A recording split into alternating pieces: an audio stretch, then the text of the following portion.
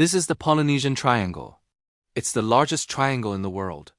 And for centuries, the only people who knew its secrets were the ancient Polynesians. But how did they do it? How did they navigate across the ocean without any modern technology? What was their secret? Well, stay tuned till the end of this video and I'll tell you all about it. But first, let me ask you something. Have you ever sailed on a boat before? Have you ever gone on an ocean voyage? Well, if you have, then you know how unpredictable the ocean can be. Even in calm waters, a boat can easily get lost. Now imagine trying to navigate across the open ocean in a small canoe without any GPS or other navigational aids. It seems almost impossible, doesn't it? But the ancient Polynesians did it all the time. They traveled between islands that are hundreds of miles apart, and they did it with incredible accuracy. How did they do it? Well, they used a technique called wayfinding. Wayfinding is a method of navigation that uses the stars, the sun, and the currents to determine direction and location. It's an ancient technique that has been used by cultures around the world for centuries. But the Polynesians took wayfinding to a whole new level. They developed an incredibly sophisticated system that allowed them to navigate across the vast expanse of the Pacific Ocean. One of the most important aspects of wayfinding is understanding the patterns of the stars.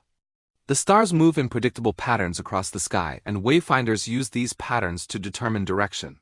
For example, the North Star, or Polaris, is always located in the northern hemisphere, and it never sets below the horizon. This makes it an excellent reference point for wayfinding. By using the position of Polaris, wayfinders could determine their latitude, or north-south position on Earth. They also used other stars to determine their longitude, or east-west position. For example, the stars in the Big Dipper form a circle around Polaris, and the angle between Polaris and the Big Dipper could be used to determine longitude.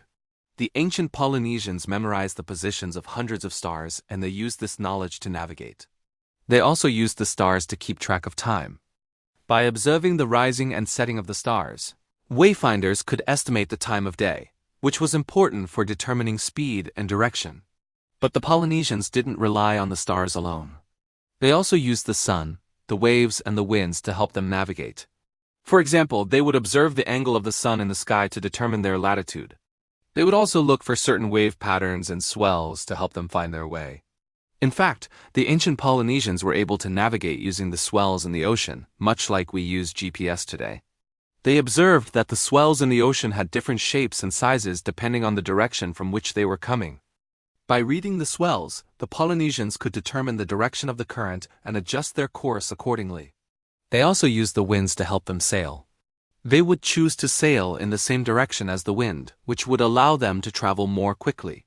Of course, the Polynesians didn't have a compass, but they still needed a way to keep track of their direction.